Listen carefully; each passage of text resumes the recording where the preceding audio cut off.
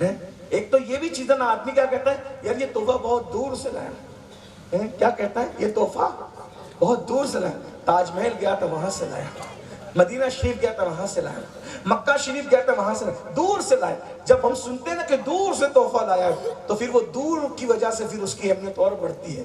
حضور کتنی دور سے لائے، کتنی دور سے لائے، پتہ ہے وہ دور کتنا دور ہے، جہاں کوئی نہیں جا سکتا، اتنی دور ہے، جہاں حضرت موسیٰ کی سوچ نہیں جا سکتی، اتنی دور ہے، جہاں جبریل کا گمان نہیں جا سکتا، اتنی دور ہے۔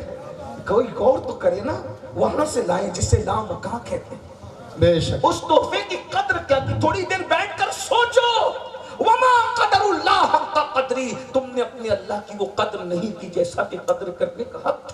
کہتے آج پٹ رہے ہیں، لٹ رہے ہیں، تباہ ہو رہے ہیں، برباد ہو رہے ہیں، دنیا میں ذلیل و رسوا کیوں نہ ہو؟ ارے جو کون اللہ کی دی ہوئی مصیبت تو اپنی جگہ، اللہ کے دیے ہوئے تحفے کی قدر نہ کرے۔ یہ تحفہ ہے، تحفہ، اسے تھام کر تو دیکھو، اس پر عمل کر کے تو دیکھو۔ آج کل کے نہ جوانوں کو ٹائم ہے نماز کے لیے، نہ بوڑھوں کو ٹائم ہے، پھر بچے تو بچے، مائیں اور بہنیں بھی موجود ہیں، ان سے بھی پوچھتا ہوں، ان کو بھی ٹائم نہیں۔ وہ میری بہنیں سیریلوں کے لیے تو ٹائم دے سکتے، گھنٹہ 40 منٹ، لیکن 10 منٹ نماز کے لیے ٹائم۔ مسکرانے کی کوئی وجہ نہیں ہے۔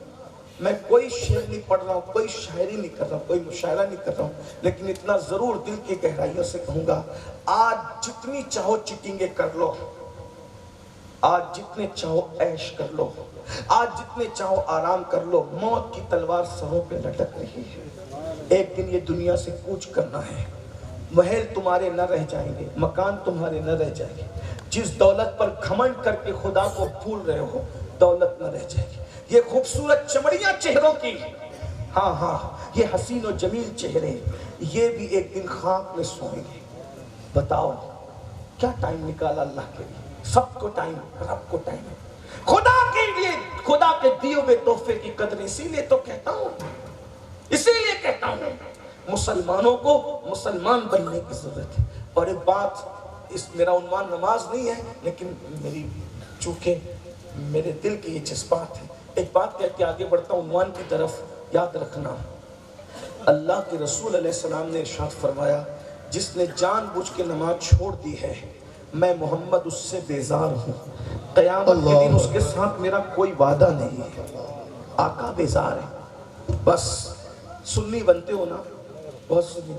ایک میرے بزرگ نے مجھ سے کہا، تو سنیوں کو اتنا ڈراتا ہے اور کہتا ہے کہ حضور جنت میں نہیں لے جائیں گے؟ میں نے کہا، میں نے سنیوں کو کب ڈرایا؟ میں نے سنیوں کو کب ڈرایا؟ اور میں نے ان کو کب کہا کہ حضور جنت؟ میرا تو عقیدہ یہ کہ کچا بچہ بھی سنی کو، اگر سنی کا کچا بچہ بھی گر جائے ماں کے پیٹ سے تو وہ بھی سنی کو جنت میں لے جائے گا، حضور تو ہے شافعی یوم النشور۔ کہا پھر؟ میں نے کہا مجھے صرف اتنا بتا دیں کہ جو جمعہ بھی نہیں پڑھتا ہو وہ سنیت کے کس کھانے میں مجھے بتاؤ۔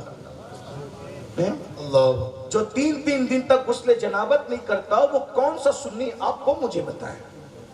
میں تو کسی ایسے سنی کو نہیں جانتا کہ جو 3 دن تک غسل جنابت نہ کرے، جو پوری زندگی کبھی جمعہ بھی نہ پڑھے، اور جمعہ بھی پڑھے تو اس کو وضو اور غسل کرنا نہ آئے، وہ کون سا سنی ہے؟ میں تو وہ سنی جانتا ہوں بغداد کا جو عشاء میں وضو کرتا ہے تو اسی وضو سے فجر کی نماز، سبحان اللہ سبحان اللہ سبحان اللہ، اور 40 سال اسی میں گزر جاتے ہیں۔ میں تو وہ سنی جانتا ہوں، میں تو وہ سنی جانتا ہوں کہ اکیلا آتا ہے اور 90 لاکھ کو سنی بنا دیتا ہے۔ سبحان اللہ سبحان اللہ وہ سبحان سنی اللہ، جانتا ہوں جو دلی میں قدم رکھتا ہے تو بادشاہ تک کو تہجد گزار بنا دیتا ہے، تو وہ سنی کو جانتا ہوں۔ ہم نے کب سنیوں سے بات کرنی ہے؟ لیکن یہ بھی نہیں کہتا کہ تم سنی نہیں ہو، استغفر اللہ، میری کیا اوقات، تم سنی ہو اور مجھ سے اچھے سنی ہو، لیکن اتنا ضرور کہوں گا کہ حضور فرماتے ہیں جو نماز چھوڑ دے میں محمد اس سے بیزار ہوں۔ جس سے حضور بیزار ہے وہ سنی کیسا ہے، وہ مسلمان کیسا ہے؟ اس کو یہی سوچنا چاہیے، مرنا ہے،